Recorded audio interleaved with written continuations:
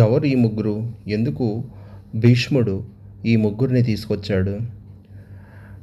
శంతనుడు తనకి సత్యవతితోటి పెళ్లి చేసుకోవాలంటే భీష్ముడు నేను లైఫ్‌లో ఎప్పుడు రాజును అవ్వను, పెళ్లి కూడా చేసుకోను అని చెప్పి సరే అని ఒప్పించాడు. సత్యవతికి ఇద్దరు కొడుకులు. చిత్రాంగదుడు, విచిత్రవీర్యుడు. అయితే చిత్రాంగదుడు ఎప్పుడు కూడా వేరే వాళ్ళ మీద పోరాటం చేస్తూ తనకెంతో ఒళ్ళు పొగరుతోటి ఉండేవాడు. అదేవిధంగా చిత్రాంగదుడు అనే అతనితోటే ఆహ్, యుద్ధం చేస్తూ చనిపోయాడు. రెండోవాడు విచిత్రవీర్యుడు.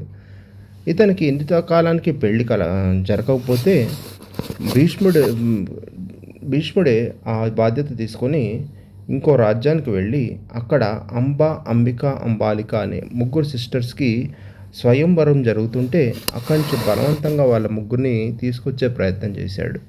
ఇది చాలా తప్పైనప్పటికీ భీష్ముడు లాంటి గొప్పవాడు చేసే పని కానప్పటికీ అలా చేశాడు. మీదకు వస్తే యుద్ధం చేస్తా అన్నాడు. సో వాళ్ళ ముగ్గురిలో అంబ నేను ఇంకో అతన్ని ప్రేమించాను నన్ను వదిలేయండి అంటే ఆ అమ్మాయిని పంపించేశాడు. మిగిలిన అంబాలిక అంబిక, అంబాలికని విచిత్ర వీర్యుడికిచ్చి పెళ్లి చేశాడు. కానీ ఎన్నో ఏళ్ళు కాపురం చేసిన తర్వాత కూడా అతనికి పిల్లలు కలగలేదు.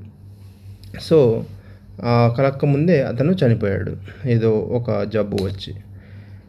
మరి ఆ తర్వాత ఏం జరిగింది? వీళ్ళిద్దరికి ఎలా పెళ్లి జరిగింది? పిల్లలు ఎలా పుట్టారు అనేది తర్వాత ఎపిసోడ్‌లో చూద్దాం.